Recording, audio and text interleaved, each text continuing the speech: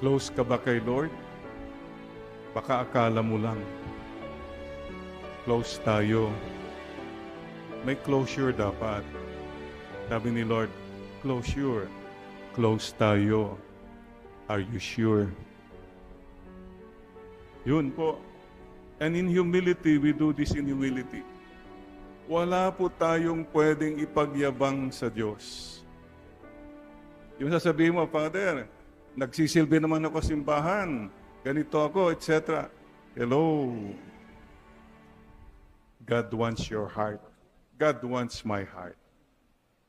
So I look back at the mission in America. I look at it as a gem. God encounter moments. What mattered most for me is that people experience God kahit papano.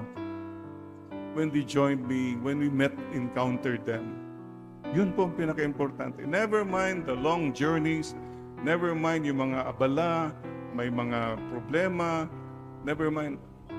Because you focus on God encounter moment. Every Sunday, you come here for God encounter moment. Sana po, keep that in mind. When you can tell the world,